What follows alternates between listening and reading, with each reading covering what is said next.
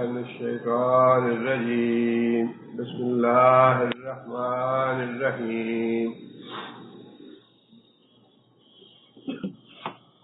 پچھلے درس کے اہم نکات یہ تھے منافق لوگ نبی صلی اللہ علیہ وسلم کے بارے میں یہ پروپیگنڈا کرتے تھے اور ایک طرح سے نبی صلی اللہ علیہ وسلم کی گستاخی کے طور پہ یہ بات کہتے تھے کہ محمد صلی اللہ علیہ وسلم کانوں کے کچے ہیں اور ہر ایک کی بات سنتے ہیں. اس کے جواب میں اللہ تعالیٰ نے یہ بات ارشاد فرمائی کہ یہ بات تمہارے لیے ہی اچھی ہے کہ نبی صلی اللہ علیہ وسلم نرم مزاج کے ہیں اور تم لوگوں کے ساتھ شفقت کا معاملہ کرتے ہیں، ہر ایک کی بات سن لیتے ہیں. ورنہ اگر سخت مزاج کے ہوتے تو تمہارے ہی معاملے میں سختی سے پیش آنا پڑتا انہیں، اس لیے کہ تم لوگ منافق ہو. اور نبی صلی اللہ علیہ وسلم کو اس بات کا احساس تو ہو جاتا تھا کہ کون جھوٹے وعدے کرتا ہے، جھوٹی باتیں کرتا ہے، جھوٹے بہانے بناتا ہے، معلوم ہوتا تھا. لیکن نبی صلی اللہ علیہ وسلم اپنی نرم مزاجی کی وجہ سے نظر انداز فرما لیتے تھے. اس کے بعد دوسری بات یہ فرمائی کہ یہ منافق قسمیں کھا کھا کے کہتے ہیں، قسمیں کھاتے ہیں اس لیے کہ تمہیں راضی کریں، حالانکہ اللہ تعالیٰ اس بات کا زیادہ حقدار ہے کہ اللہ کو راضی کیا جائے. اور ایمان والے لوگ جو ہیں ان کا یہی طرز عمل ہوتا ہے کہ وہ اللہ کی رضا کے لیے سب کچھ کرتے ہیں، دنیا کو دکھانے کے لیے یا لوگوں کو راضی کرنے کے لیے نہیں کرتے. اس کے بعد اللہ تعالیٰ نے یہ بات ارشاد فرمائی کہ جو بھی اللہ اور اللہ کے رسول کی مخالفت کرے گا یا اللہ کے رسول کا مقابلہ کرے گا، دنیا میں بھی اس کے لیے ذلت اور رسوائی ہے اور آخرت میں بھی اس کے لیے جہنم کا عذاب ہے. آگے پھر وہی بات کہ منافق جو ہے ویسے بھی ڈرتے تھے مسلمانوں سے اور بڑا ڈر کے اس معاشرے میں رہتے تھے کہ نہ تو اپنے گھر بار چھوڑ سکتے تھے اور نہ ہی اپنے بال بچوں سے مقابلہ کر سکتے تھے جو مسلمان ہو گئے تھے. اور اس اعتبار سے بھی ہر وقت خوف زدہ رہتے تھے کہ ہمارے جو دل کا کھوٹ ہے کہیں نبی صلی اللہ علیہ وسلم پہ وحی کے لیے ظاہر نہ کر دیا جائے. اس معاملے میں بھی منافق خوف زدہ رہتے تھے. اور چونکہ استہزاء کرتے تھے صحابہ کرام کا، اسلام کا، نبی صلی اللہ علیہ وسلم کا، اس لیے اس چیز کو بھی اللہ تعالیٰ نے ظاہر کر دیا جس کو وہ چھپاتے تھے اور اپنی خفیہ میٹنگوں میں کرتے تھے. اللہ نے فرمایا کہ تم استہزاء کرتے ہو اللہ کے رسول کا، اسلام کا، دینی شاعر کا، تم جتنا مرضی استہزاء کر لو، اللہ تمہارے کھوٹ کو ظاہر کر کے رہے گا.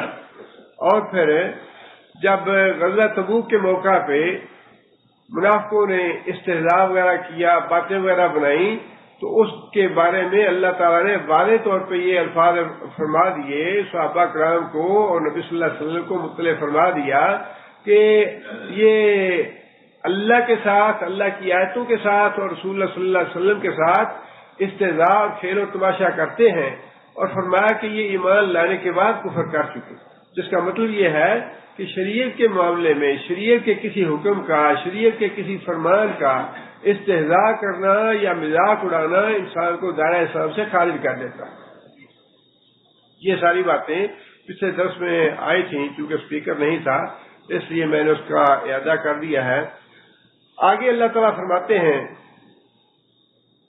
المنافقون والمنافقات، یہ سارا مضمون جو ہے خاص طور پہ سورہ توبہ میں منافقوں کو ذلیل اور رسوا کرنے کے لیے اللہ تعالیٰ نے ان کے دلوں کا کھوٹ ظاہر کیا ہے. اور ابھی آگے خاص مضمون ہے غزوہ تبوک کے حوالے سے، وہ بھی آ رہا ہے. اس میں بھی اللہ تعالیٰ نے منافقوں کے جو کھوٹ تھا دل کا اسے ظاہر کیا ہے. اللہ فرماتے ہیں کہ المنافقون والمنافقات بعضهم من بعض، منافق مرد اور منافق عورتیں ایک دوسرے کے مددگار ہیں. معاملہ خواہ نیکی کا ہو خواہ برائی کا ہو، دونوں مسئول ہیں. عورت بھی اسی طرح مسئول ہے جس طرح مرد مسئول ہے، اور مرد بھی اسی طرح مسئول ہے جیسا عورت مسئول ہے. نیکی کے معاملے میں بھی اگر نیکی کریں گے تو دونوں اس کے شریک ہیں، دونوں کو ایک جیسا اجر و ثواب ملے گا. اگر برائی کا راستہ اختیار کریں گے تو اللہ نے فرق نہیں رکھا کہ یہ مرد ہے اس کو سزا زیادہ ملے گی، عورت ہے اس کو سزا کم ملے گی. عورت کا گناہ بھی اتنا ہی ہے جتنا گناہ مرد کا ہوگا. نیکی کا معاملہ بھی یہی ہے. نیکی کے معاملے میں بھی اللہ تعالیٰ نے عورت کو پورا پورا اجر و ثواب دیا ہے جیسا کہ مردوں کو دیا ہے. جہاں اللہ تعالیٰ نے یہ بات ارشاد فرمائی کہ منافق مرد ہو یا منافق عورت ہو، اس کی نشانی یہ ہے یامرون بالمنکر، برائی کا حکم دیتے ہیں، وینہون عن المعروف، اور نیکی سے روکتے ہیں. ایک بات تو یہ ہے کہ برائی وہ ہے جس کو اللہ اور اللہ کا رسول برائی کہے، نیکی وہ ہے جس کو اللہ اور اللہ کا رسول نیکی کہے. اپنی مرضی سے ہم نیکی اور برائی وضع نہیں کر سکتے. اچھا یہ بات ہمیں اچھی لگتی ہے، اس میں کیا حرج ہے، یا یہ بات تو بری لگتی ہے، یہ نہیں کرنی چاہیے. برائی وہ ہے جس کو اللہ اور اللہ کے رسول اور قرآن مجید جو ہے یہ مجموعہ ہے اوامر اور نواہی کا. قرآن مجید جو ہے یہ مجموعہ ہی اوامر اور نواہی کا ہے. نیکیوں کا حکم دیا گیا ہے، برائیوں سے روکا گیا ہے. جن نیکیوں سے روکا ہے وہی جن نیکیوں کا حکم دیا گیا ہے وہی نیکیاں ہیں، جن برائیوں سے روکا گیا ہے وہی برائیاں ہیں. اہل ایمان کی نشانی یہ ہے کہ یامرون بالمعروف، کہ وہ نیکی کا حکم دیتے ہیں، ونہون عن المنکر، اور برائیوں سے روکتے ہیں. جبکہ معاملہ منافقوں کا، کافروں کا، مشرکوں کا اس کے برعکس ہے. برائیوں کو عام کرتے ہیں، فحاشی پھیلاتے ہیں، بے حیائی پھیلاتے ہیں، عریانی پھیلاتے ہیں، گانا بجانا پھیلاتے ہیں، شیطانی کام جو ہے پھیلانے والے ہیں منافق. اور جہاں کہیں اللہ کے دین کا کام ہوگا اس میں روڑے چکانے والے ہیں. دین کا کام انہیں گوارا نہیں ہے، اور جو برائی کے کام ہیں انہیں وہ عام کرتے ہیں. اللہ تعالیٰ نے منافقوں کی یہ نشانی بتائی. اور جیسے کہ میں نے عرض کیا کہ یہاں سورہ توبہ میں جن منافقوں کا ذکر ہے اعتقادی منافق ہیں، جو دل سے ایمان نہیں لائے، محض ظاہری طور پہ ایمان لائے ہیں.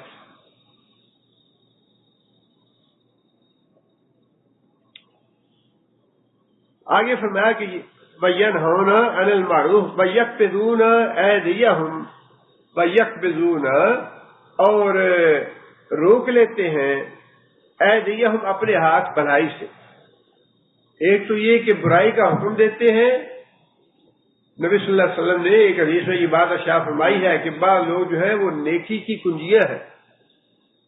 بعض لوگ نیکی کی کنجیاں ہیں، وہ نیکی کا حکم دیتے ہیں، برائیوں سے روکتے ہیں. مبارک ہو ان لوگوں کو جو نیکی کی کنجیاں ہیں. اور فرمایا کہ بعض لوگ برائی کی کنجیاں ہیں. برائی کی کنجیاں وہ لوگ ہیں جو برائی کا حکم دیتے ہیں، سے نیکی سے روکتے ہیں. فرمایا تباہی اور ہلاکت ہو ان کے لیے جو نیکی سے روکتے ہیں اور برائی کو پھیلاتے ہیں، تباہی ہے ان کے لیے. اور یہ اللہ تعالیٰ نے منافقوں کی علامت بتائی. آگے فرمایا یقبضون ایدیہم، اپنے ہاتھوں کو خیر اور بھلائی کے کام سے روکتے ہیں. خیر اور بھلائی کا کام جب آتا ہے تو اللہ کی راہ میں انفاق کرنا، اللہ کی راہ میں پیسہ خرچ کرنا بہت مشکل ہو جاتا ہے. دنیا کے معاملات میں آنکھیں بند کر کے جتنا مرضی پیسہ بہا دیں. اہلکت مالا لبدا، یقول اہلکت مالا لبدا، اللہ نے فرمایا کہ جو دنیا کے معاملے میں اپنا پیسہ اندھوں کی طرح خرچ کرتے ہیں، اندھوں کی طرح اڑاتے ہیں، جب دین کا معاملہ ہوتا ہے تو ہاتھ روک لیتے ہیں. دل میں گھٹن پیدا ہوتی ہے اللہ کی راہ میں خرچ کرتے ہوئے. فرمایا یہ منافقوں کا معاملہ ہے. آگے اللہ نے فرمایا کہ ان المنافقین هم الفاسقون، کہ یہ جو منافق ہے یہی فاسق ہے، نافرمان ہے. کہیں تو فاسق کا لفظ جو ہے محض نافرمان کے لیے استعمال ہوا. ایک مسلمان ہے، غلطی ہو گئی، گناہ ہو گیا ہے تو وہ بھی نافرمان، لیکن وہ فسق جو ہے وہ اور طرح کا ہے. یہ جو منافقوں کا فسق ہے یہ کفر والا ہے. یہاں اس سے مراد ان کا کفر ہے کہ یہ منافق جو ہے یہی کافر ہے، اس لیے کہ واضح طور پہ ان کے لیے اللہ تعالیٰ نے بے شمار جگہ پہ جہنم کے عذاب کی وعید بتائی ہے. آگے فرمایا کہ وعد اللہ المنافقین والمنافقات والکفار، یہ دیکھیے یہاں پہ اللہ تعالیٰ نے کافروں کو اور منافقوں کو ملا دیا ہے.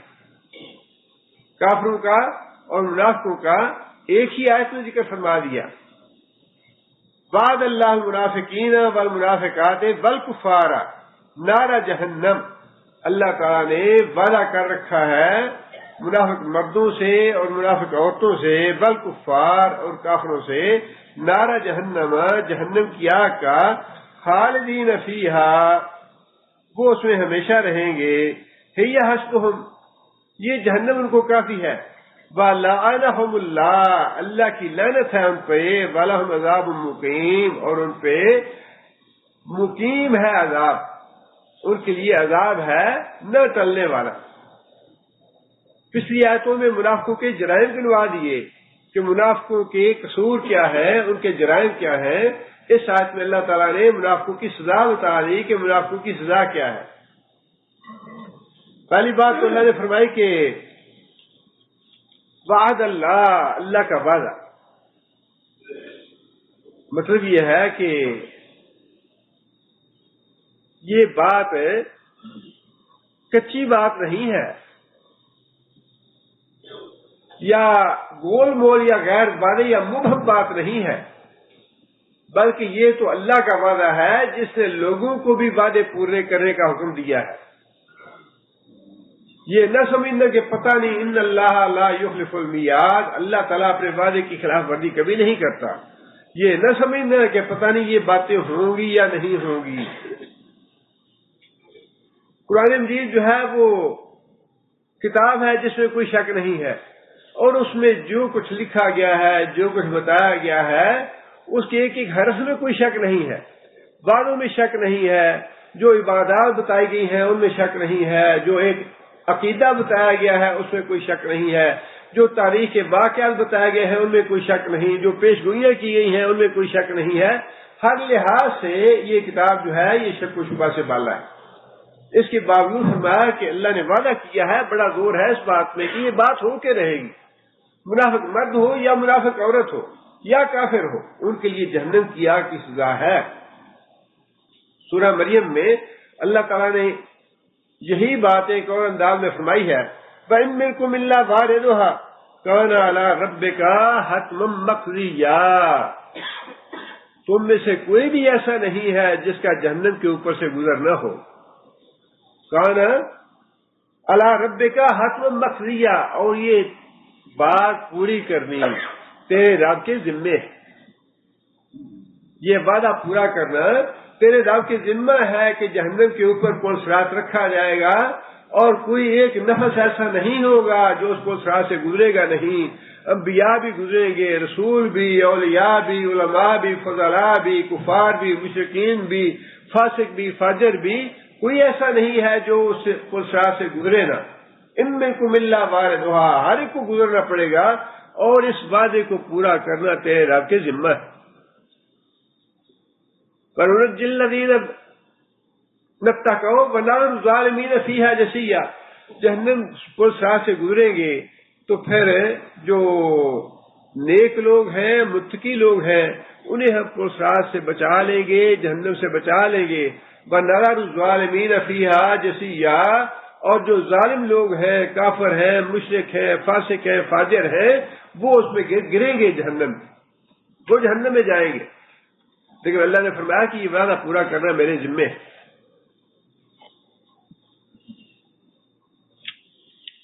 آگے فرمایا کہ جہنم میں بھی جائیں گے، اس کے بعد ان پہ لعنت بھی ہے. لعنت سے مراد کیا ہے؟ لعنت سے مراد یہ ہے کہ عبدالآباد تک اللہ کی رحمت سے محروم ہو جانا. شیطان پہ اللہ نے لعنت ڈالی کہ قیامت کے دن تک تمہارے اوپر لعنت ہے، جس کا مطلب یہ ہے کہ تم ہمیشہ ہمیشہ کے لیے اللہ کی رحمت سے محروم ہوگا. اور یہاں بھی اللہ تعالیٰ نے یہ بات ارشاد فرمائی کہ منافق مرد اور منافق عورتیں، کافر جو ہیں، یہ اللہ کی رحمت سے ہمیشہ کے لیے محروم ہیں. اور اگلی بات یہ ارشاد فرمائی وَلَهُمْ عَذَابٌ مُقِيمٌ، اور ان کے لیے عذاب ہے مقیم. ایک تو ہے مسافر. مسافر کون ہے؟ جو چلتا پھرتا ہے، آج یہاں ہے، کل کسی اور جگہ ہے، پھر کسی اور جگہ ہے. جو سفر میں ہے، اور مقیم کون ہے؟ مقیم وہ ہے جس کی مستقل رہائش ایک ہی جگہ پہ ہو، جس کی رہائش جو ہے وہ مستقل طور پہ ایک ہی جگہ پہ ہو، وہ مقیم کہلاتا ہے۔ جہاں اللہ تعالیٰ نے یہ بات شاہ فرمائی بَلَهُمْ عذاب مقیم، ان کے لیے ایسا عذاب ہے جو ہمیشہ ہمیشہ کا ہے، نہ ٹلنے والا، جس میں کسی قسم کی کمی نہیں آئے گی۔ اور ساری باتیں اللہ تعالیٰ نے قرآن مجید میں ارشاد فرمائی ہیں، ربنا اصرف عنا عذاب جہنم ان عذابها کان غراما، چمٹ جانے والا ہے، چھوڑنے والا نہیں ہے، ایسا چمٹنے والا ہے، لا یموت فیہا ولا یحیا، کہ جو اس عذاب میں مبتلا ہوگا نہ وہ مرنے پائے گا نہ وہ زندہ رہے گا، نہ اس کو زندگی کہہ سکتے ہیں نہ موت کہہ سکتے ہیں۔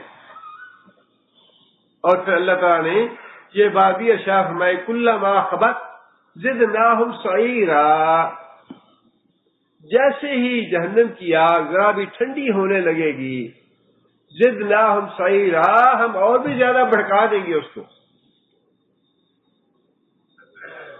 مقیم ہے، یہ ایسا عذاب ہے جس میں نہ کمی ہونی ہے، نہ اس میں کوئی رخصت ہے، نہ چھٹی ہے، کچھ نہیں ہے، مسلسل عذاب میں مبتلا رہے گا انسان، جہنم میں جانے والا۔ اور پھر ایک حدیث میں فرمایا کہ ویل ہے وادی ایک جہنم کی، جس میں جو آدمی ڈالا جائے گا 40 سال تک وہ اس کی تہ میں پہنچے گا، 40 سال کے بعد۔ اور فرمایا کہ سعود پہاڑ ہے جس کے اوپر کافروں کو، مشرکوں کو چڑھنے کا حکم دیا جائے گا، اور 70 سال میں وہ اس پہاڑ کے اوپر چڑھے گا، اور وہ پہاڑ بالکل مستقیم، زاویہ مستقیم پہ ہے، 90 ڈگری کے زاویہ پہ ہے، بالکل سیدھا پہاڑ ہے جیسا دیوار ہوتی ہے، اور کافروں کو یا مشرکوں کو یا مجرموں کو حکم دیا جائے گا کہ وہ اس کے اوپر چڑھیں، حالانکہ اس کے اوپر چڑھنا سیدھی دیوار کے اوپر بڑا مشکل ہے۔ فرمایا کہ 70 سال کے بعد وہ چڑھے گا، اور 70 سال کے چڑھنے کے بعد اس کو کہیں آرام نہیں کرنے دیا جائے گا، اس کے لیے کوئی وقفہ نہیں ہوگا، بلکہ دوبارہ اسے حکم دیا جائے گا، وہاں سے گرایا جائے گا، پھر حکم دیا جائے گا پھر چڑھو، پھر گرایا جائے گا، پھر حکم دیا جائے گا چڑھو۔ مستقل یہ ہے مقیم، مسلسل عذاب ہے، اس میں کوئی وقفہ نہیں ہے، کوئی رخصت نہیں ہے، کوئی کمی نہیں ہے۔ اگر کمی ہوگی آگ میں تو فرمایا کہ زدناہم سعیرا، دوبارہ بھڑکا دیں گے ہم اس آگ کو۔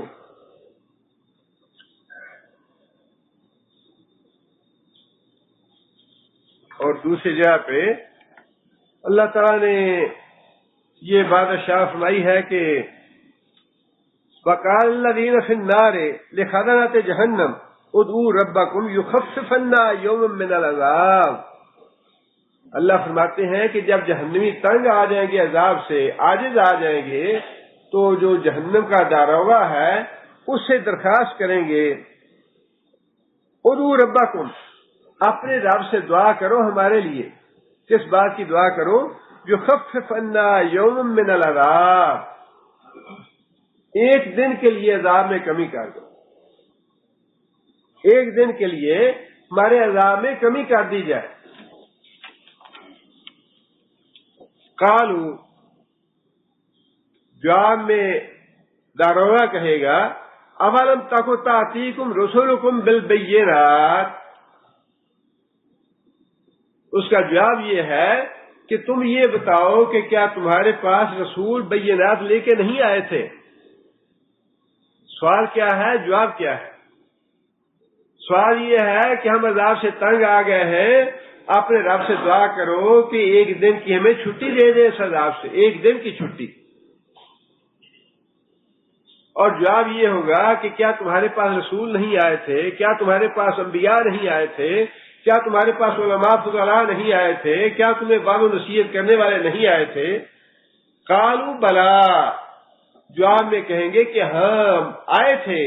قالوا فادو، جواب میں فرشتے کہیں گے فادو، تو پھر اللہ سے خود ہی تم دعا کرو، یہ رخصت عذاب کی خود اللہ سے مانگو اور دیکھو کہ اللہ کیا کہتے ہیں۔ فما دعاء الکافرین الا فی ضلال، اللہ فرماتے ہیں کہ کافروں کی جو دعا ہوگی، پکار ہوگی، درخواست ہوگی، وہ بالکل اکارت جائے گی، اس کو رد کر دیا جائے گا۔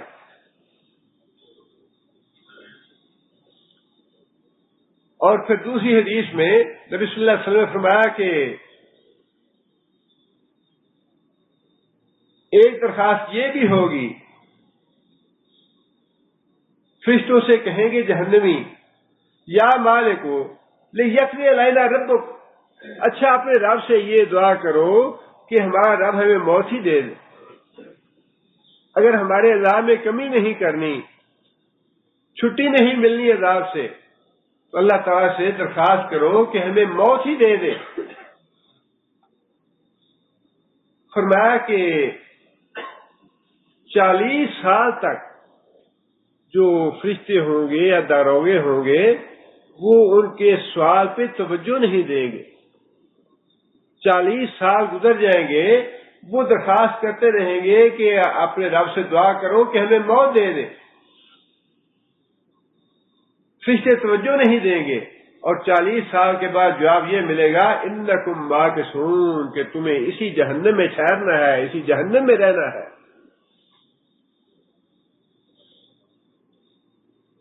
اور پھر فرمایا کہ درخواست کریں گے اللہ تعالیٰ سے ربنا اخرجنا منہا ان عدنا فانا ظالمون، یا اللہ ہمیں تھوڑی دیر کے لیے جہنم سے نکال لے، ان عدنا فانا ظالمون، یا اللہ اگر دوبارہ گناہ کریں تو پھر واقعی ظالم ہوں گے، پھر ہمیں سزا دے دینا۔ قال لخسؤوا فیہا ولا تکلمون، اللہ تعالیٰ کی طرف سے ارشاد ہوگا کہ دفع ہو جاؤ، دور ہو جاؤ اور پڑے رہو اسی جہنم میں، اس لیے کہ دنیا میں تمہارے پاس رسول آئے اور رسولوں کی تم نے تکذیب کی، ایمان نہیں لائے تم، اس لیے اب تمہاری سزا یہ ہے کہ مسلسل تم عذاب میں مبتلا رہو گے۔ اب اندازہ لگائیے کہ ایمان ہے ہمارا بھی کہ جو کچھ اللہ نے قرآن میں لکھا ہے یہ بالکل صحیح ہے، سچ ہے، ایسا ہی ہونا ہے، لیکن ہمارے اپنے اعمال کا بھی ذرا تقابل کریں اس بات کے ساتھ کہ دنیا میں تکلیفیں آتی ہیں، مصیبتیں آتی ہیں، پریشانیاں آتی ہیں، جو اللہ نے عذاب دکھائے ہیں، جہنم کے بتائے ہیں قرآن میں یا حدیث میں نبی صلی اللہ علیہ وسلم نے بتائے ہیں، اس کے کچھ نہ کچھ مثالیں ہماری دنیا میں اللہ نے دکھا دی ہیں، اس کے نمونے ہمیں اللہ نے بتائے ہوئے ہیں۔ ایسے نہیں ہے کہ آگ کا ہمیں پتہ نہ ہو آگ کیا ہوتی ہے، بچھو کا ہمیں پتہ نہ ہو بچھو کیا ہوتا ہے۔ فرمایا کہ بچھو ڈسے گا تو 40 سال تک اس کی جلن محسوس کرتا رہے گا آدمی، سانپ ڈسے گا تو 40 سال تک اس کی جلن محسوس کرتا رہے گا، اور پھر مسلسل ڈسا جانا ہے۔ اندازہ لگائیے کہ دنیا میں معمولی سی تکلیف ہوتی ہے انسان کو، دانت کا درد ہے، گردے کا درد ہے، یا پھر دل کی تکلیف شروع ہو گئی، انسان فوراً بھاگتا ہے ڈاکٹر کے پاس، تکلیف ہے ڈاکٹر کے پاس جائیں گے، کوئی دوا دے دے گا، آرام آ جائے۔ جہنم میں ڈاکٹر نہیں ہے، کوئی ہسپتال نہیں ہے، بلکہ وہاں تو بھیجا ہی اس لیے جانا ہے کہ زیادہ سے زیادہ تکلیف دی جائے، اسے عذاب دیا جائے، اسے سزا دی جائے اس کو۔ اور جب ناقابل برداشت تکلیف ہوتی ہے انسان کی ہسپتال میں تو ڈاکٹر جو ہے وہ بے ہوشی کا ٹیکہ لگا دیتے ہیں، چلے کم از کم کچھ دیر کے لیے تو آرام کر لے، یا کوئی نشہ آور چیز دے دیتے ہیں، کم از کم بے ہوش ہو جائے یہ انسان، اس کو تکلیف سے تھوڑی سی راحت مل جائے۔ وہاں نہ صوفے ہوں گے، نہ بیڈ ہوں گے، نہ ہسپتال ہوں گے، نہ ڈاکٹر ہوگا، نہ کوئی راحت ہوگی، ایک لمحے کے لیے چھٹی نہیں ملے گی، ایک لمحے کی رخصت نہیں ہوگی۔ ایک دن تو بڑی لمبی بات ہے کہ یا اللہ ایک دن کے لیے ہمیں رخصت دے دے، ایک دن کے لیے ہم سے عذاب ختم کر دے، ایک دن تو بڑی لمبی بات ہے، فرمایا کہ ایک لمحے کی رخصت نہیں ملے گی۔ یہ ہے عذاب مقیم، بلہم عذاب مقیم، ان کے لیے عذاب ہوگا جو ٹلنے والا نہیں ہوگا۔ جس میں کسی طرح کی کمی نہیں ہوگی۔ آگے پھر اللہ تعالیٰ نے یہ بات ارشاد فرمائی ہے، کالذین من قبلکم کانوا اشد منکم قوۃ واکثر اموالا واولادا، تمہارے معاملات، تمہارا طرز زندگی، تمہارے اعمال انہی لوگوں جیسے ہیں، کالذین مانند ان لوگوں کے، من قبلکم جو تم سے پہلے تھے، کانوا اشد منکم قوۃ جو تم سے طاقت میں زیادہ تھے۔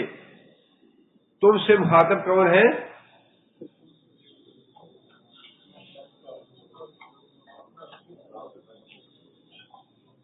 مخاطب ہے کفار مکہ، پہلی قومیں، قوم عاد تھی، قوم سمود تھی، قوم شعیب تھی یا قوم سبا تھی۔ فرمایا کہ جو پہلی قومیں ہیں وہ قوت کے اعتبار سے، جتھے کے اعتبار سے، قبائلی طاقت کے اعتبار سے تمہارے مقابلے میں بہت زیادہ قوت والے تھے۔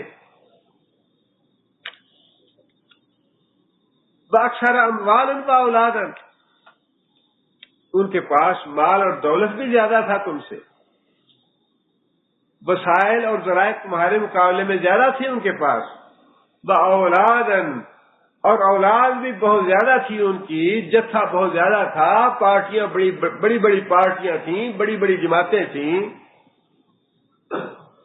لیکن فَاسْتَمْتَعُوا بِخَلَاقِهِمْ، دنیا میں آئے وہ انبیاء کو جھٹلایا، انبیاء کا استہزاء کیا، فَاسْتَمْتَعُوا بِخَلَاقِهِمْ، اور دنیا سے اپنے حصے کا مزہ لوٹ لیا، عیش اڑا لیے، جو سامان زندگی یا سامان راحت اس دنیا سے لینا تھا اپنے حصے کا لے لیا۔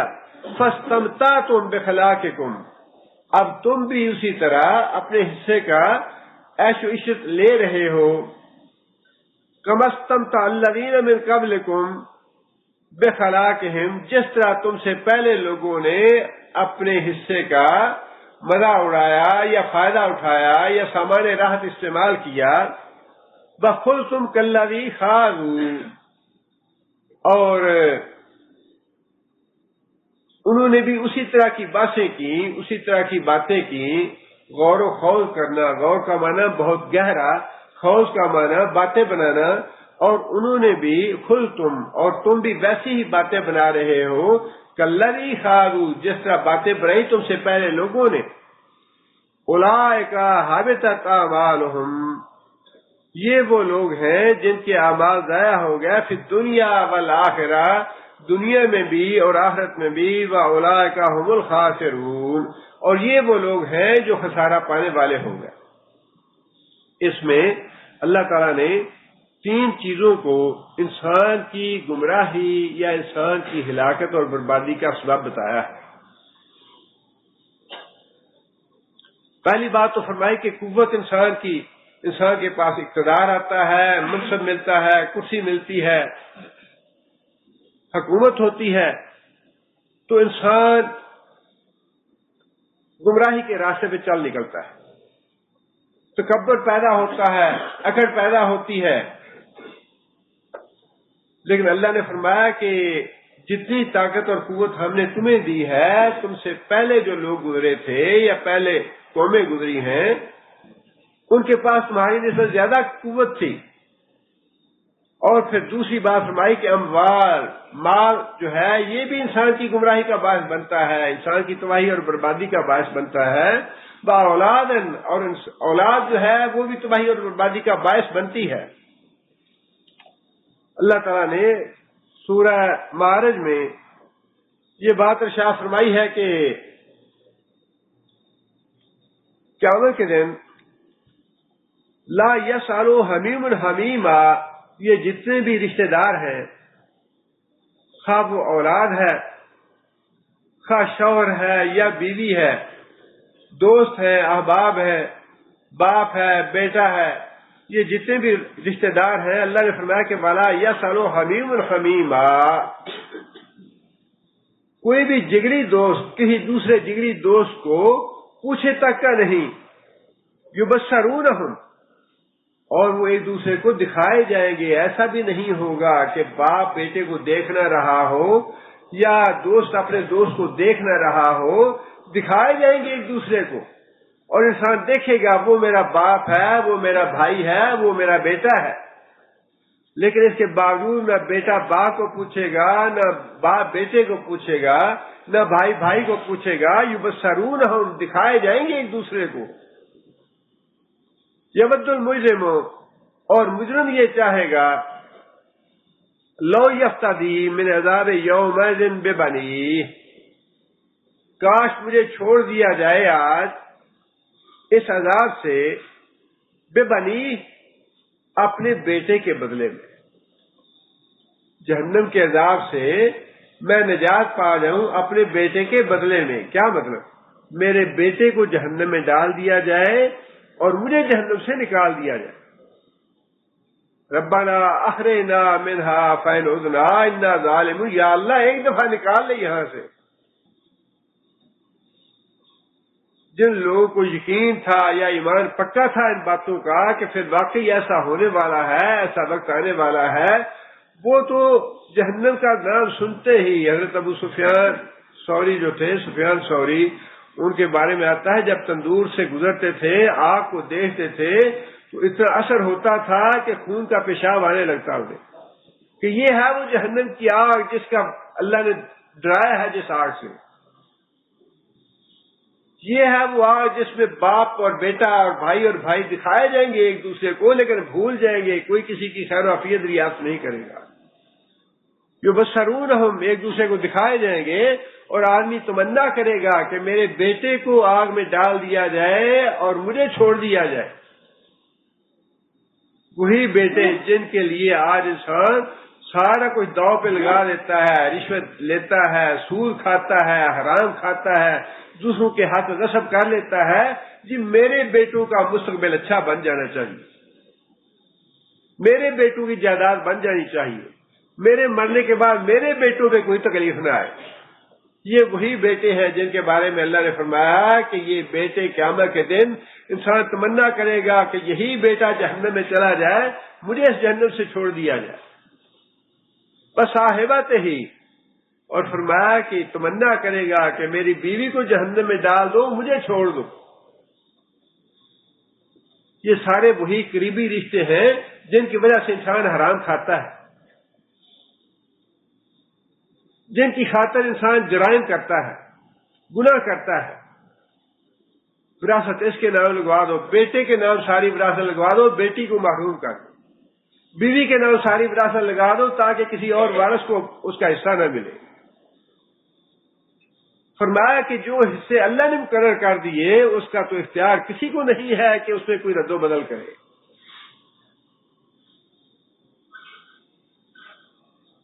اور وہ جو حدیث ہم بیان کرتے ہیں کہ رسول اکرم صلی اللہ علیہ وسلم نے مساوات قائم فرمائی، اور اتنی مساوات قائم فرمائی کہ میری بیٹی بھی چوری کرے تو میں اس کے بھی ہاتھ کاٹ دوں گا، وہ مساوات تو واقعی ٹھیک ہے، لیکن جو اصل نبی صلی اللہ علیہ وسلم کے فرمان کا مطلب تھا وہ تو یہ تھا کہ اللہ نے حکم دیا چور کے ہاتھ کاٹنے کا، میرا خیال بھی نہیں کہ میں یہ بدل ڈالوں۔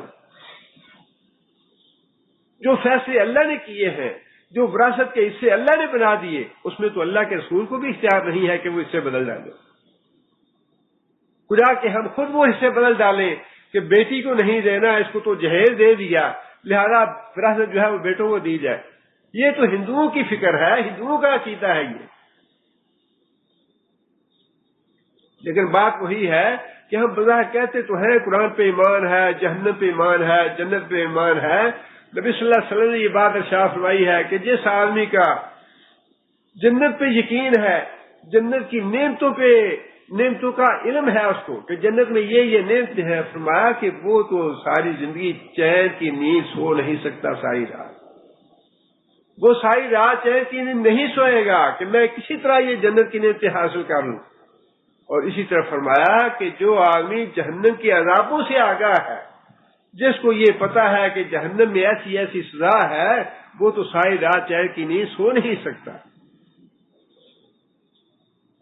مطلب یہ کہ مومن جو ہے اس کے لیے تو یہ دنیا چین کی جگہ ہے ہی نہیں، ہر پہلو کے لیے اس کے لیے بے چینی ہی بے چینی ہے، کہیں ایسے نہ ہو جائے، کہیں اللہ ناراض نہ ہو جائے، کہیں یہ گناہ نہ ہو جائے مجھ سے، کہیں اس کی سزا نہ آ جائے، کہیں اللہ کی پکڑ نہ آ جائے۔ اور پھر جیسے اللہ نے فرمایا کہ وعدن علینا، یہ وعدے پورے کرنے ہمارے ذمے ہیں، تمہیں اس کی فکر کرنے کی ضرورت نہیں ہے کہ یہ وعدے کیسے پورے ہوں گے، حساب کتاب کیسے لیا جائے گا، یہ فکر تم نہ کرو، یہ ہمارے ذمے ہے، ہم کریں گے یہ کام۔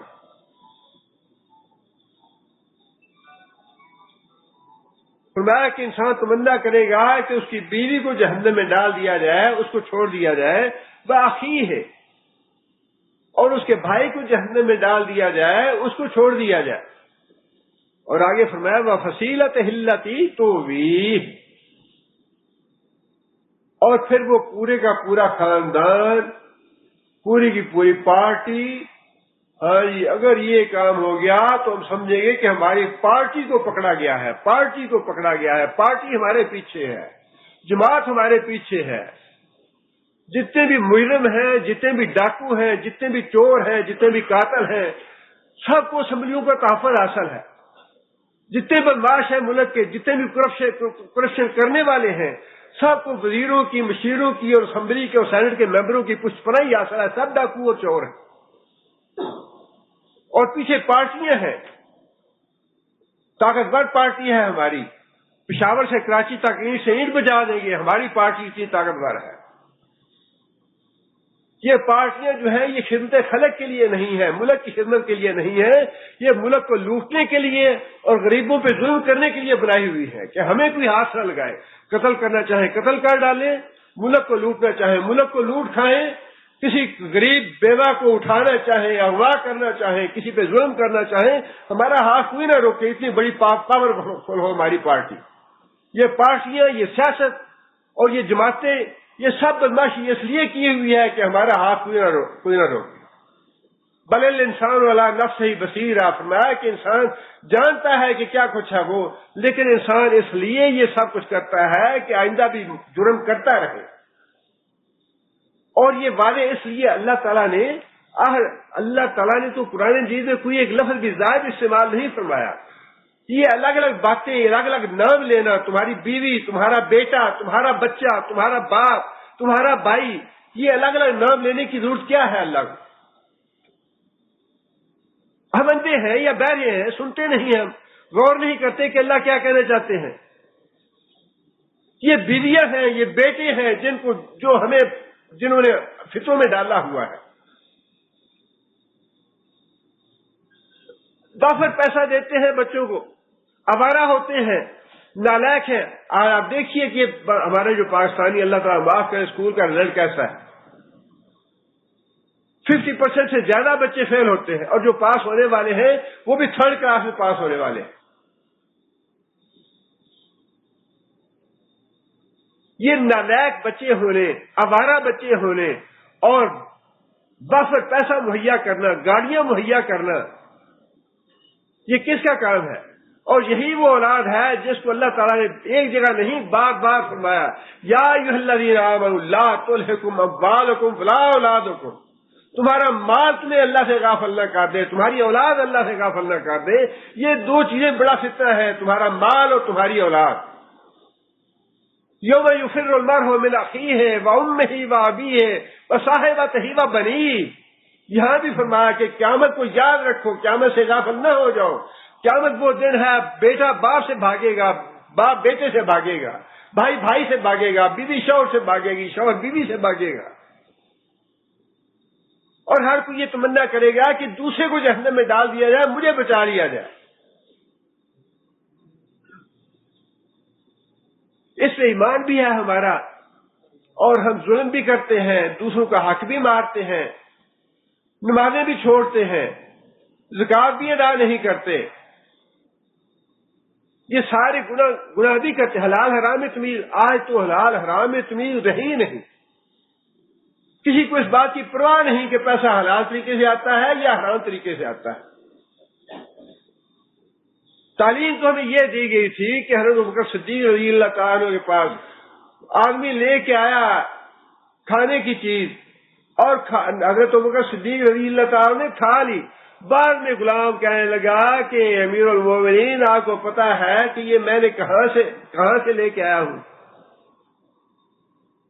فرمایا کہ زمانہ جاہلیت میں کہانت کا کام کرتا تھا، جادوگری کا کام کرتا تھا، تو میرا کسی سے حساب باقی تھا، وہ میں لے کے آیا ہوں۔ وہ پیسہ تھا جو میں نے آپ کو دیا، وہ چیز تھی جو آپ نے کھا لی ہے۔ حضرت ابوبکر صدیق رضی اللہ تعالیٰ عنہ نے اپنے گلے میں انگلی ڈال کے جو کچھ کھایا تھا وہ سارے کا سارا کیا کر دیا۔ حالانکہ لا علمی میں کھایا تھا، اس میں کوئی گناہ کی بات نہیں تھی، لا علمی کی بات تھی۔ بعد میں اسے بتا دیا، لیکن جب کھایا اس وقت حضرت ابوبکر کو علم نہیں تھا۔ تعلیم تو ہمیں اس حد تک دی گئی ہے کہ جو حرام مال جو ہے، نبی صلی اللہ علیہ وسلم نے بھی یہ بات ارشاد فرمائی کہ حرام مال نہ صدقہ قبول ہے، نہ عبادت قبول ہے، نہ دعا قبول ہے۔ اس کے باوجود ہزار طریقے ہم نکال لیتے ہیں حرام کھانے کے۔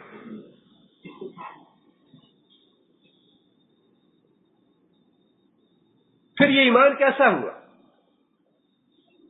فسق و فجور بھی کرتے رہیں، نافرمانی بھی کرتے رہیں، اللہ کے رسول کے احکام کی نافرمانی بھی ہو، اور پھر ساتھ یہ بھی کہیں کہ ہمارا ایمان بھی ہے قرآن پہ، اللہ کے رسول کے فرمان پہ۔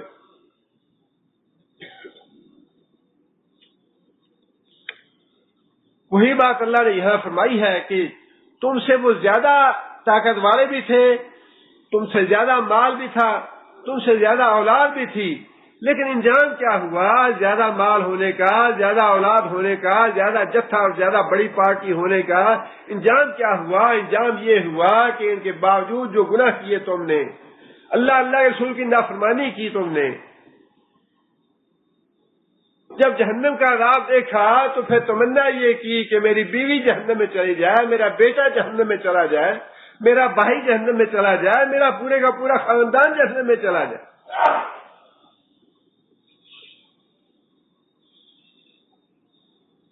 پمن سے لاتے جمیا، صرف یہی نہیں کہ میرے خاندان کو جہنم میں ڈال دو اور مجھے بچا لو، بلکہ تمنا یہ ہے کہ من فی الارض جميعا، زمین میں جو کچھ بھی ہے، جتنی بھی مخلوق ہے زمین کی، وہ ساری مخلوق کو جہنم میں ڈال دو، مجھے بچا لو، میں نہ جہنم میں جاؤں۔ دنیا میں حرام بھی کھاؤ، اپنی مرضی سے عیش و عشرت بھی اڑاؤ، لوگوں کے حق بھی مارو، لوگوں پہ ظلم بھی کرو، دنیا میں ہر طرح کی آزادی ہے تمہیں، جو مرضی ہے تم کرو، اور قیامت کے دن بھی جو مرضی ہے کرو۔ قیامت کے دن بھی تمہاری مرضی کے مطابق پھولوں کے ہاتھ تمہارے گلوں میں ڈالے جائیں، دوسرے تو جہنم میں جائیں اور تمہارے گلے میں پھولوں کے ہار ڈالے جائیں کہ تم بڑے نیک کام کر کے آئے ہو دنیا میں۔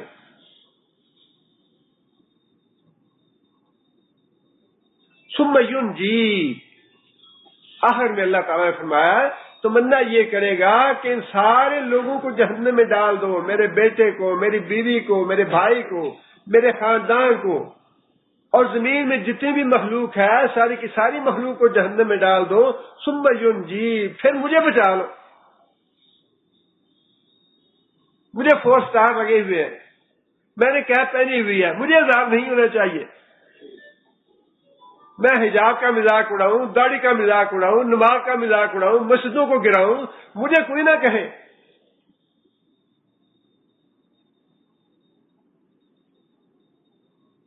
کلا، ایک ہی لفظ میں اللہ نے جواب دے دیا اس کا، فرمایا کہ یہ ہمارا قانون نہیں ہے، گناہ تم کرو اور جہنم میں کوئی دوسرا جائے، گناہ تم کرو، تمہاری جگہ بھائی جائے، یا تمہاری جگہ بیوی جائے، یا تمہاری جگہ تمہارا باپ یا بیٹا جائے، یہ ہمارا قانون نہیں ہے۔ کلا، ہرگز ایسا نہیں ہوگا، جو کچھ تم نے کیا ہے اس کی سزا تمہیں ہی بھگتنی پڑے گی۔ انہا لظا، یہ تو آگ کی لپٹ ہے، شعلہ ہے آگ کا جہنم، نذات للشوا، چمڑا اور گوشت سب کچھ جلا ڈالے گی، ہڈیوں کا ڈھانچہ باقی رہ جائے گا۔ حالانکہ ہڈیوں کا ڈھانچہ بھی جل سکتا تھا، لیکن انتہائی خوفناک شکل دینے کے لیے اللہ فرماتے ہیں کہ اس کی ہڈیاں باقی چھوڑی جائے گی، کھال بھی اور گوشت بھی جلا ڈالے گی آگ، صرف ہڈیوں کا ڈھانچہ انتہائی مکروہ اور انتہائی خوفناک شکل، خطرناک شکل بنا دی جائے گی اس کی۔ تدعو من ادبر وتولی، اور وہ آگ بلائے گی خود، کس کو بلائے گی؟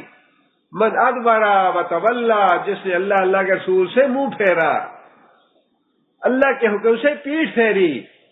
اللہ کے حکم کو سننے کے لیے بھی وقت نہیں ہے ہمارے پاس، باقی دنیا کے سارے کام کرنے کے لیے وقت ہے۔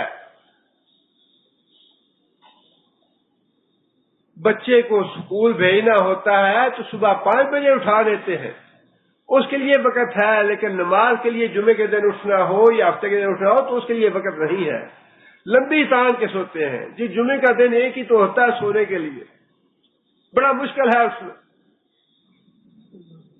ساری زندگی گزر جاتی ہے، 40 سال، 50 سال، 60 سال، 70 سال، بڑی لمبی زندگی ہے 60 اور 70 سال کی، لیکن 60-70 سال گزارنے کے باوجود انسان ساری ڈگریاں حاصل کر لیتا ہے، ساری پڑھائیاں حاصل کر لیتا ہے، سارے علوم حاصل کر لیتا ہے، اگر ایک حاصل نہیں کر پاتا تو صرف قرآن اور حدیث کا علم ہے، اس کے لیے وقت نہیں ہے۔ بڑھاپا آ جاتا ہے، اس کے باوجود نہ تو نماز جنازہ آتی ہے اور نہ ہی اتنی توفیق ملتی ہے کہ انسان نکاح پڑھانے کے 4 کلمے ہی سیکھ لے، نکاح پڑھانے کے لیے، جنازہ پڑھانے کے لیے مولوی صاحب کو بلا، اذان کہنے کی ہمت نہیں ہے۔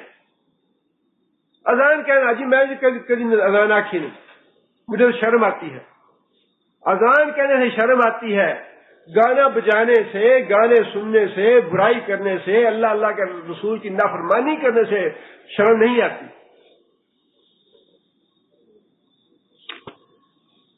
تدعو من ادبر وتولی، فرمایا کہ جہنم کی آگ جو ہے بلائے گی اس کو جس نے اللہ کے رسول سے منہ موڑا، پیٹھ پھیری۔ یہاں بھی اللہ نے یہی بات ارشاد فرمائی کہ لوگوں، تم سے پہلے لوگوں کی طاقت نے، لوگوں کے منصب نے، لوگوں کے اقتدار نے، لوگوں کے مال نے، لوگوں کی اولاد نے ان کو گمراہی کے راستے پہ ڈالا، اللہ کے رسول کی نافرمانی کے راستے پہ ڈالا۔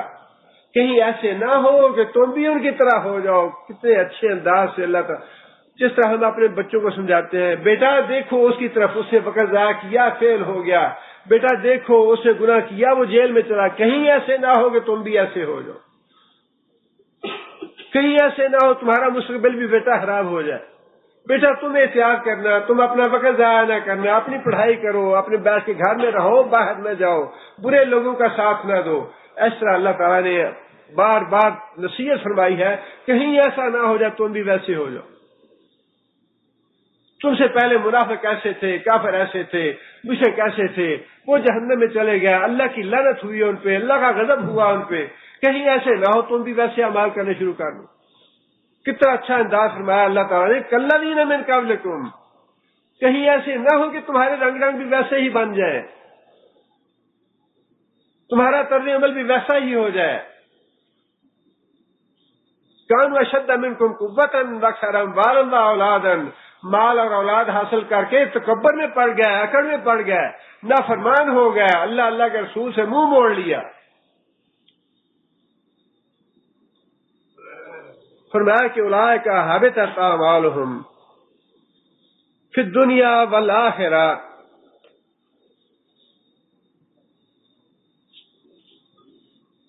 یہ وہ لوگ ہیں جن کے اعمال ضائع ہو گیا دنیا میں بھی اور آخرت میں بھی، وَأُولَئِكَ هُمُ الْخَاسِرُونَ، اور یہ لوگ خسارہ پانے والے ہیں۔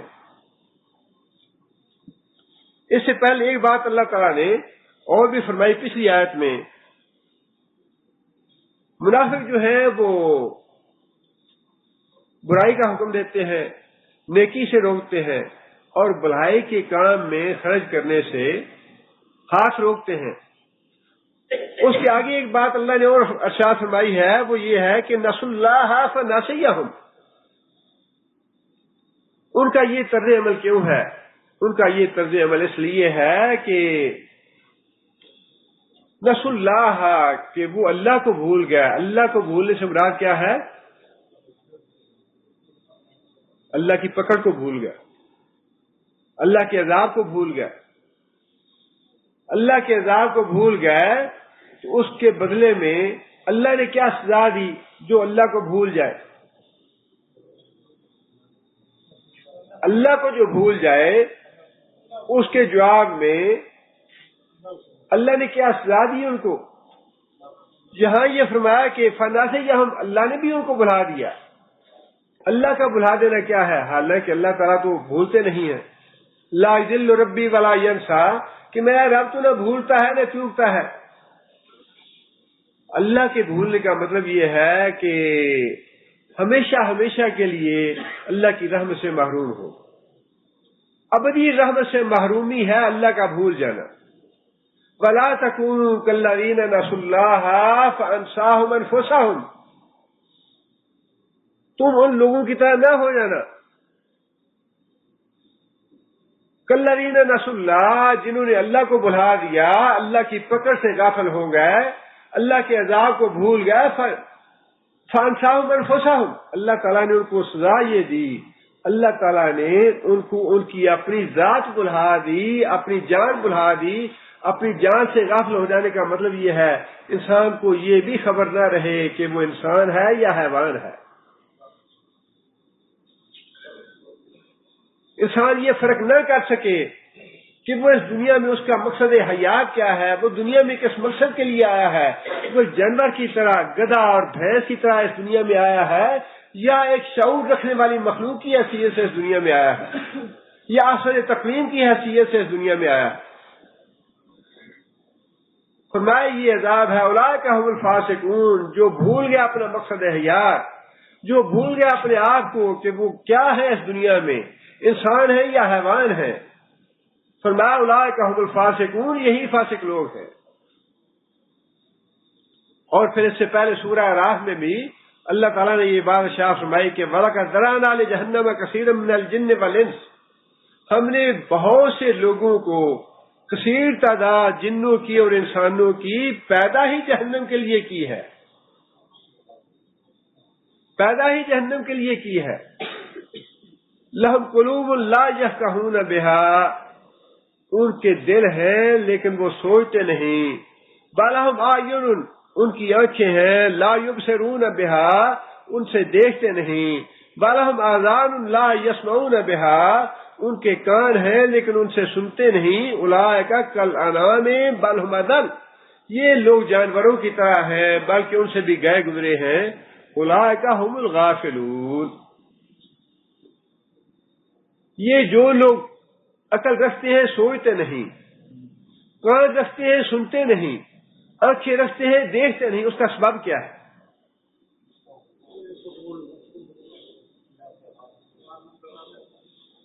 فرمایا اولئک ھم الغافلون، جو اللہ کی پکڑ سے غافل ہے۔ یہ سبب ہے ان کا کہ وہ اللہ کے عذاب سے، اللہ کی پکڑ سے غافل ہیں کہ اللہ کی عذاب کتنا سخت ہے، اللہ کی پکڑ کتنی سخت ہے، اور پھر اللہ کسی وقت بھی پکڑ سکتا ہے۔ اگر اللہ تعالیٰ نے مہلت عمل دی ہے تو اس سے انسان کو کسی دھوکے میں نہیں پڑنا چاہیے۔ انہ لقول فصل وما هو بالهزل انہم یکیدون کیدا فاکید کیدا فمہل الکافرین امہلہم رویدا۔ فرمایا یہ کچی باتیں نہیں ہیں قرآن کی، ہنسی کھیل کی باتیں نہیں ہیں، بڑی پکی باتیں ہیں یہ۔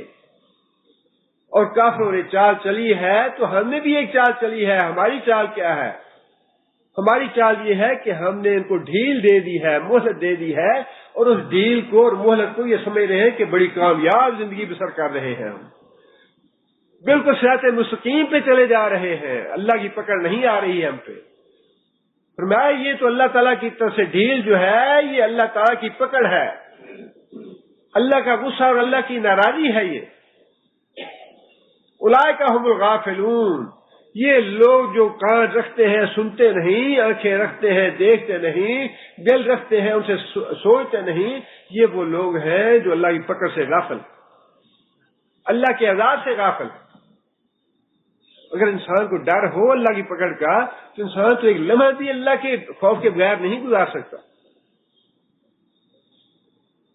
اور اللہ کی پکڑ آتے تو کوئی دیر نہیں لگتی۔ ان اللہ سریع الحساب، اللہ تعالیٰ کو حساب لیتے ہوئے کوئی دیر نہیں لگتی۔ جب اللہ فیصلہ کر لیتا ہے کہ میں نے فلاں آدمی کو پکڑنا ہے، فلاں آدمی کو سزا دینی ہے، اللہ کو پکڑتے ایک لمحہ نہیں لگتا۔ ہاں یہ تکلیف ہوئی ہے، گیا ہسپتال میں، ہاں یہ پتا چلا یہ تو کینسر بڑی دیر سے تھا، پتہ ہی نہیں چل سکا، یہ تو لاسٹ اسٹیج پہ پہنچا ہوا، فلاں تکلیف ہو گئی، فلاں بیماری آ گئی، ایکسیڈنٹ ہو گیا، بچہ مر گیا، فلاں ہو گیا، فلاں ہو گیا۔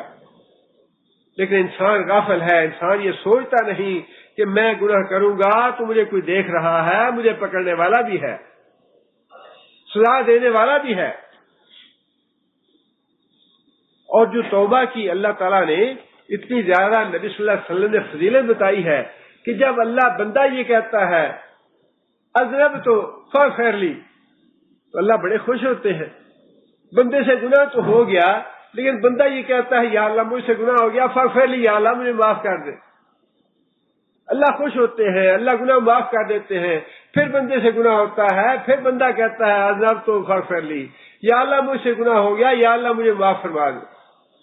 گناہ ہونا کوئی بات نہیں ہے، اصل بات یہ ہے کہ قدم قدم پہ اللہ کا ڈر اور اللہ کا خوف رہے، اور جب تک یہ پیدا نہیں ہوتا، اللہ کا خوف اور اللہ کا ڈر جب تک پیدا نہیں ہوتا، جتنے مرضی حکومت قانون بنا لیں اور جتنے مرضی کمیشن بنا لیں، جتنے مرضی پولیس بنا لیں، جتنے مرضی رینجر اور فوج بنا لیں، جب تک اللہ کا خوف دلوں میں پیدا نہیں ہوتا، جب تک یہ جرائم رکنے والے نہیں۔ اور مولویوں سے تو نفرت ہی ہے ویسے ہی حکومت کو، مولویوں کی تو بات سننے کے لیے تیار نہیں ہے، اس لیے کہ مولویوں تو قرآن ہی آج پڑھ کے سنانا ہے اور کیا کرنا ہے، اور وہ ان کی نظر میں ان کی ترقی میں سب سے بڑی رکاوٹ ہے کہ یہ تو پیچھے لے جانے والی باتیں کرتے ہیں، رجل پسندی والی باتیں کرتے ہیں، پسماندگی والی باتیں کرتے ہیں، وہ بات تو سننے کے لیے، اور ہم ترقی کرنا چاہتے ہیں، اور وہ ترقی اور تنزل جو ہے، ترقی جو ہے وہ بظاہر ترقی ہے لیکن ویسے انسان کے معاملے میں انحطاط اور تنزل اور اللہ کے غصے اور اللہ کی ناراضی کا سبب ہے۔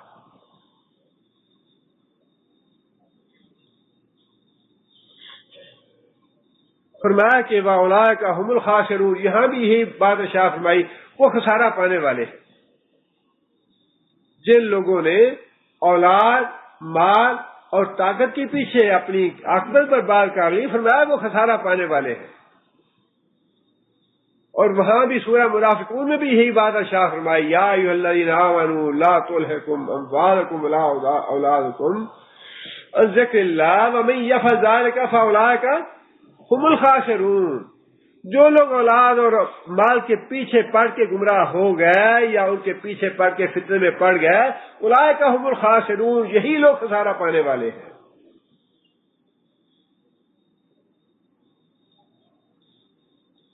رزق حلال کمانا کوئی بری بات نہیں ہے، رزق حلال کمانا چاہیے، لیکن ساتھ ساتھ اللہ کے رسول نے جو دعائیں سکھائی ہیں وہ دعائیں مانگنا نہ بھولیں۔ اللہم انی اعوذ بک من فتنۃ الفقر ومن فتنۃ الغنا، غنا کے فتنے سے یا اللہ بچا کے رکھنا، مال اگر آتا ہے تو حلال طریقے سے آئے، اور یا اللہ تیری رضا کے مطابق خرچ کرنے کی توفیق بھی دے، توفیق عطا فرما۔ نہ فقر کو ہمارے لیے فتنہ بنانا اور نہ تونگری کو ہمارے لیے فتنہ بنانا، مال اور دولت کو ہمارے لیے فتنہ بنانا۔ آگے پھر اللہ تعالیٰ نے بعض قوموں کے حوالے سے یہی باتیں ارشاد فرمائی کہ ہم نے ان کو بھی مال دیا، ان کو بھی اولاد دی، ان کو بھی اقتدار دیا، قوت دی ان کو، لیکن انہوں نے اللہ کے رسول کی نافرمانی کی، ایمان نہیں لائے، جھٹلایا اللہ کے رسول کو، بالآخر وہ تباہ اور ہلاک ہوئے۔ اور اللہ تعالیٰ کا قانون جو ہے لا تبدیل لکلمات اللہ، اللہ کے قوانین کو کوئی نہیں بدل سکتا۔ اللہ قانون جو ہے، اللہ کی رٹ بڑی سخت ہے. ہر وقت انسان کو اللہ سے ڈرتے رہنا چاہیے. حکومتیں جو ہیں وہ اپنی رٹ قائم کرنے کے لیے سب کچھ داؤ پہ لگا دیتی ہیں. اللہ تو پوری کائنات کا مالک ہے، اللہ اپنی رٹ قائم کیوں نہیں کرے گا؟ اللہ سے بھاگ کے انسان کہاں جائے گا؟ یا معشر الجن والانس ان استطعتم ان تنفذوا من اقطار السماوات والارض فانفذوا لا تنفذون الا بسلطان. اللہ کی پکڑ سے باہر نہیں بھاگ سکتے. اگر بھاگ سکتے ہو تو آسمان اور زمین کے کناروں سے باہر جا کے تو دکھاؤ. آسمان اور زمین کے کناروں سے بھاگنے کے لیے بڑی قوت چاہیے، بڑی طاقت چاہیے. کسی پیر میں، کسی ولی میں اور کسی عالم فاضل میں یہ طاقت نہیں ہے کہ وہ اللہ کا مقابلہ کر سکے یا اللہ کی قوت سے ٹکرا سکے. لا تنفذون الا بسلطان، نہیں بھاگ سکتے اللہ سے. اور یہ دنیا میں اللہ تعالیٰ نے ہمیں تھوڑا اختیار دیا ہے نا، اس میں بھی غلط فہمی میں نہیں پڑنا چاہیے کہ ہمارے پاس اختیار ہے. اس دنیا میں بھی اللہ تعالیٰ ہی اختیار والے ہیں. اللہ اتنا ہی دیتے ہیں جتنی اللہ چاہتے ہیں. عام انسان کی تو بات ہی چھوڑیے، جو ملوک ہے، جو پریزیڈنٹ ہے، جو بڑی سپر پاور کا مالک ہے، وہ بھی جو چاہتا ہے اسے بھی وہ اس کی مرضی کے مطابق وہ بھی نہیں حاصل کر سکتا. وہ بھی محروم ہے اپنی مرضی پوری کرنے سے. مرضی تو صرف اللہ کی پوری ہوتی ہے. وما تشاءون الا یشاء اللہ. کام وہ ہوگا جو اللہ چاہے، جو ہم چاہتے ہیں وہ نہیں ہوگا. اس لیے کہ قادر اور مالک اور خالق ذات تو اللہ کی ہے. اس لیے اللہ تعالیٰ نے آگے بار قوموں کے نام لے کے نصیحت فرمائی ہے کہ دیکھو یہ قومیں تم سے پہلے گزر چکی. فرمایا یہ تم سے زیادہ طاقت والی، تم سے زیادہ مال والی، تم سے زیادہ اولاد والی تھی، لیکن جب انہوں نے نافرمانی کی تو ان کو بھی نہیں چھوڑا ہم نے، ان کو بھی تباہ اور ہلاک کر دیا ہم نے. اور ہمیں اس بات سے غلط فہمی میں نہیں پڑنا چاہیے یا الجھن میں نہیں پڑنا چاہیے کہ یہ واقعات تو قوموں کے بارے میں ہے، قوموں کو خطاب کیا اللہ نے، یہ تو قوموں کی باتیں ہیں، ہماری بات تو نہیں ہے. اس میں جو قانون ہے اللہ کے وہ قوموں کے لیے بھی ویسے ہی ہے، افراد کے لیے بھی ویسے ہی ہے. جو فرد اللہ کی یاد سے منہ موڑے گا، من اعرض عن ذکری فإن له معیشۃ ضنکا، جو آدمی ہماری یاد سے، ہمارے حکم سے، ہمارے فرمان سے، ہمارے قرآن سے منہ موڑے گا، فإن له معیشۃ ضنکا، اس کے لیے بھی یہی قانون ہے کہ تکلیف دہ زندگی بسر کراؤں گا اس کی دنیا میں. قانون اس کے لیے بھی وہی ہے اور قانون قوموں کے لیے بھی وہی ہے کہ جو بھی اللہ کی حکم سے منہ موڑے گا، اللہ کی نافرمانی کرے گا، اس کے لیے پکڑ ہے، اس کے لیے سزا ہے. فرمایا کہ الم یاتہم نبأ الذین من قبلہم، کیا ان لوگوں کے پاس پہلی قوموں کی خبریں نہیں آئیں؟ قوم نوح کی، وعاد قوم عاد کی، وثمود اور قوم سمود کی، قوم ابراہیم اور قوم ابراہیم کی، واصحاب مدین اور مدین والوں کی، والمؤتفقات اور جن کی بستیاں الٹائی گئیں. مراد کون ہے؟ لوط علیہ السلام کی قوم. فرمایا کہ یہ ساری قومیں بڑی طاقت والی، بڑی قوت والی، بڑے مال والی اور بڑی اولادیں رکھنے والے تھے، لیکن جب نافرمانی کی اللہ تعالیٰ نے تو سب کو اللہ تعالیٰ نے تباہ اور ہلاک کیا. اور مخاطب تو کفار مکہ ہی ہے، اور ہلاکت اور بربادی آئی ان پہ بھی جنہوں نے اللہ اور اللہ کے رسول کو جھٹلایا اور ان پہ ایمان نہ لائے. اور آج بھی اللہ کا قانون وہی ہے. جو قومیں اللہ کے رسول پہ ایمان نہیں لائی وہ بظاہر ان کے ہاں بڑی عیش و عشرت ہے، بڑی رنگینیاں ہیں، بڑا ناز و نام ہے، بڑی دنیا کی نعمتیں ہیں، لیکن ایک ایک فرد کو اس کے اندر کھول کے دیکھیے کہ کتنا وہ زندگی سے بیزار ہے. کسی کو سکون اور اطمینان حاصل نہیں ہے.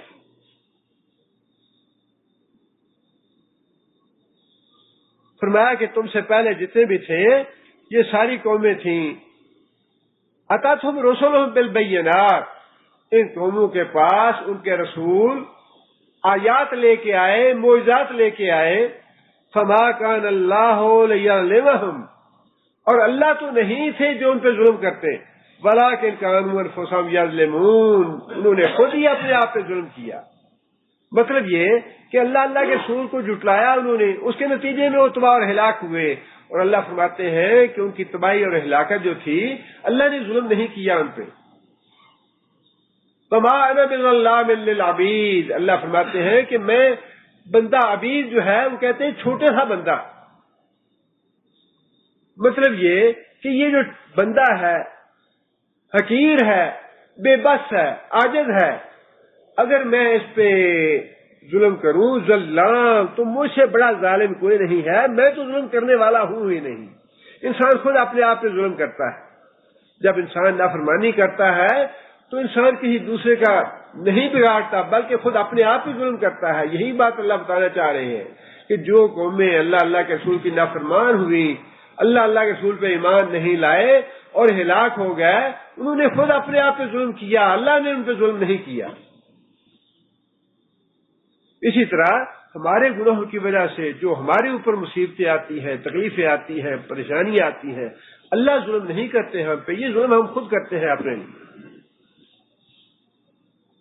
اپنے راہ میں گڑے ہم خود کھودتے ہیں، تکلیفیں آتی ہیں، بلا شبہ ہر انسان پہ یہ گردش ایام ہے، ہر انسان کے لیے، لیکن جو لوگ اللہ پہ ایمان رکھنے والے، اللہ کی طرف رجوع کرنے والے، اللہ کے آگے جھکنے والے ہوتے ہیں، ان کو اللہ تعالیٰ مصائب میں، تکلیفوں میں، آلام میں قناعت عطا فرما دیتے ہیں، صبر عطا فرما دیتے ہیں۔ آتے ہیں ان پہ بھی، یہ نہیں ہے کہ ان پہ آتی نہیں ہے، آتی ہے ان پہ بھی،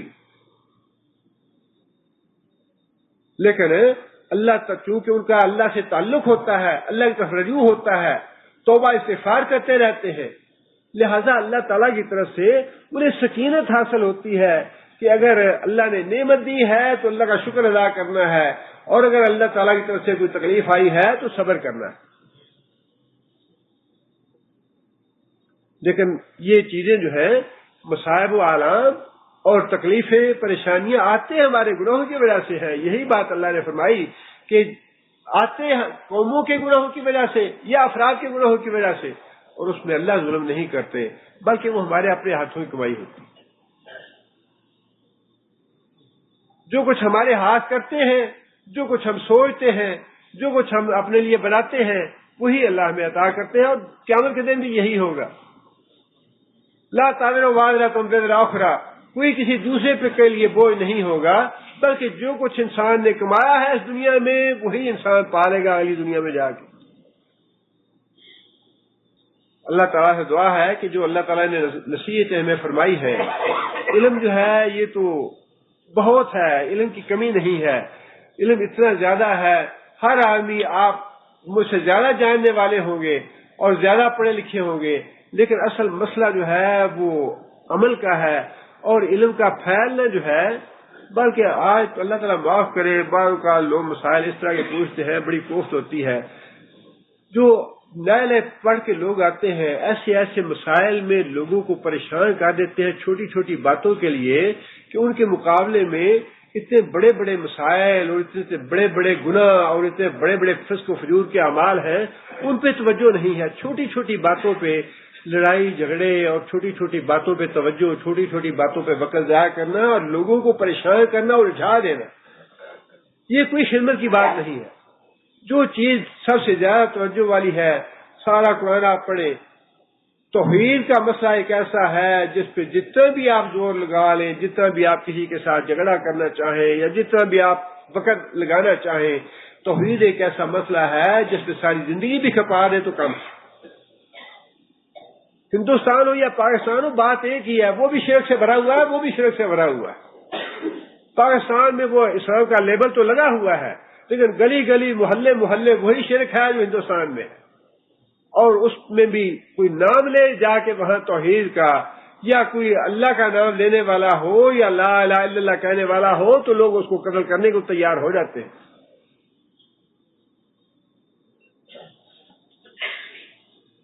اس لیے مسائل جو ہیں ان پہ انسان کو بحث کرنی چاہیے، وقت صرف کرنا چاہیے، اپنا صلاحیتیں کھپانی چاہیے جو فی الواقعی ضروری ہے لوگوں کے لیے.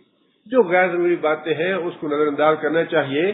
تو کہنے کا مطلب یہ تھا کہ علم جو ہے وہ واقعی بہت زیادہ ہے، لیکن اصل جو مطلوب ہے وہ یہ ہے کہ انسان اپنے اعمال میں کچھ تبدیلی لائے. جنت اور جہنم پہ ہمارا اتنا یقین ہو، جو باتیں اللہ تعالیٰ نے ارشاد فرمائی ہیں یہ باتیں ہونے والی ہیں. آج کبھی ہم نے سوچا اس بات کو کہ جس بیٹے کو ہم پرورش کرتے ہیں، خرچ کرتے ہیں لاکھوں، اب اللہ تعالیٰ معاف کرے، کام تو ہمارے ایسے ہی ہیں، اپنے ہاتھوں سے یورپ بھیجتے ہیں، امریکہ بھیجتے ہیں، بچے بگڑ جاتے ہیں، شادیاں وہاں کر لیتے ہیں، پھر روتے ہیں وہاں، اور لاکھوں ڈالر خرچ اپنے ہاتھوں سے کرتے ہیں.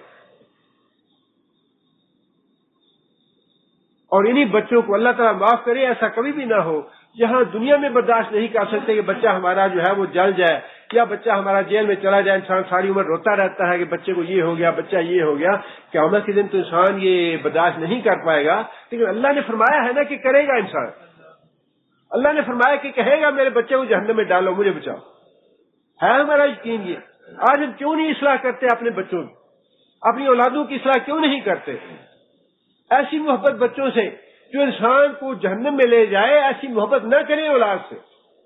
ٹھیک ہے اولاد ایک محبت طبی بات ہے، تو اس سے محبت کرنی چاہیے، لیکن جہاں معاملہ اللہ کا آ جائے، دین کا آ جائے، جنت اور جہنم کا آ جائے، وہاں اولاد کو مبارک ہو اپنی جو کرتی ہے.